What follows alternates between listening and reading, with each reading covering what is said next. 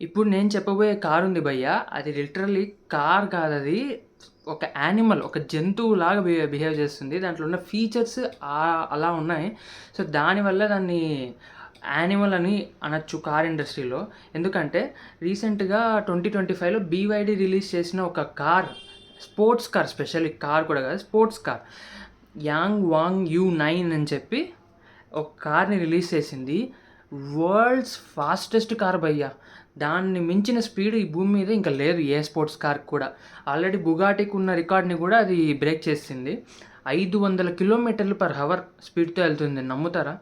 మామూలుగా ఏరోప్లేనే 700-800 కిలోమీటర్/హవర్ స్పీడ్తో వెళ్తుంది.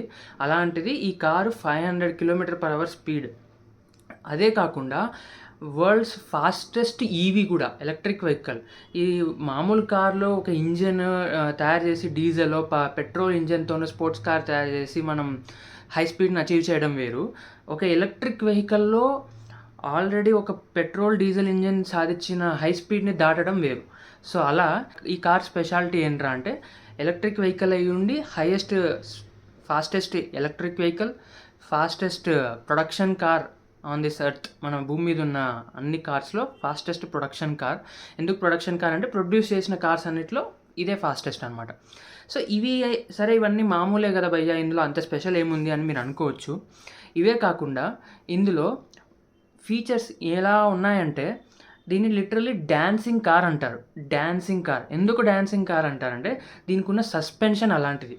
వీళ్ళు యూజ్ చేసిన ఈ సస్పెన్షన్ ఏదైతే ఉందో, డైసస్ ఎక్స్ అని చెప్పేసి ఒక సస్పెన్షన్ యూజ్ చేశారు. వీళ్ళ సస్పెన్షన్ టెక్నాలజీ ఆల్రెడీ మీకు ప్రీవియస్ వీడియోలో చెప్పా కదా, సేమ్ అట్లనే ఒక్కొక్క వీల్కి ఒక్కొక్క సస్పెన్షన్ అనమాట డిస్ట్రిబ్యూట్ అయి ఉంటుంది. సో దానివల్ల కార్ లిటరల్లీ డ్యాన్స్ చేయగలుగుతుంది. అంటే ఏ సాంగ్కో బీట్స్కో తగ్గట్టు డ్యాన్స్ చేయగలుగుతుంది. ఇదే కాదు, ఈ కార్ని యానిమల్ అని ఎందుకు అన్నాను కూడా చెప్తాను. ఎందుకంటే ఇందులో ఉన్న ఒక ఫీచర్ ఏంట్రా అంటే, ఒక యానిమల్ ఏం చేస్తుంది, అది ఫాస్ట్గా పరిగెత్తేటప్పుడు ఏదైనా ఒక అడ్డంకి వస్తే దూకుతుంది కదా, దాని మీద నుంచి కూడా పరిగెత్తదు కదా. సేమ్ అలానే ఈ కార్ కూడా లిటరల్లీ ఏదైనా అడ్డంకు కానీ లేదా ఒక గుంత కానీ వస్తే దూకుతుంది. ఆ గాల్లో మీరు నమ్మరు, మీరు వింటుంది నిజమే, కార్ అనేది దూకుతుంది అనమాట. దూకి ఆ హడిల్ని అయితే దాటేస్తుంది. సో దీనికి ఒక 3 మీటర్స్ రేంజ్ ఉంటుంది. ఆ రేంజ్ వరకు అది దూకగలదు. సేమ్ ఎంత స్పీడ్లో వెళ్తున్నా కూడా అది ఒక ఆగిల, మనం ఎలా అయితే ఒక యానిమల్ దూకుతుందో అలా దూకుతుంది. ఇదే ఇంకా నెక్స్ట్ లెవెల్ ఫీచర్ ఇదైతే. అండ్ వన్ మోర్ థింగ్ ఏంటంటే, దీంట్లో ఇంకా ఆటోమేటెడ్ డ్రైవింగ్ ఉంది, ల్యాబ్ సిస్టము. అండ్ ఇది ఫాస్టెస్ట్ స్పోర్ట్స్ కార్ అన్నాం కదా, జర్మనీలో ఉన్న ఒక ఐకానిక్ రేస్ ట్రాక్ ఏదైతే ఉందో అందులో కేవలం 6 minutes 59 secondsలోనే అది ల్యాప్ ఫినిష్ చేసింది అనమాట. ల్యాప్ అంటే ఒక రౌండ్, మీకు తెలుసు కదా, ట్రాక్ మొత్తంగా ఫినిష్ చేస్తే ఒక ల్యాప్ అంటారు. సో అలా ఫినిష్ చేసింది. ఇలా అన్ని రికార్డులు బద్దలు కొట్టేసింది. దాని మోటార్ పవర్ కూడా 30,000 RPM ఉంటుంది. దాని మోటార్ పవర్ 4 మోటార్స్ ఉంటాయి. దానికి ఉన్న RPM ఏదైతే ఉందో 30,000 revolutions per minute అనమాట. ఇదే కాకుండా 3,000 హార్స్ పవర్ ఉంది.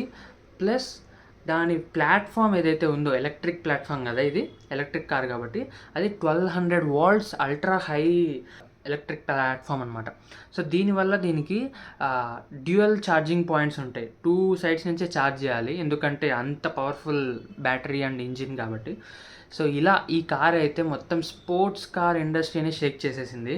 ఇప్పుడు number 1 sports car, number 1 fastest car అంటే మన ఈ బీవైడీ యాంగ్ వాంగ్ యూ9 మాత్రమే.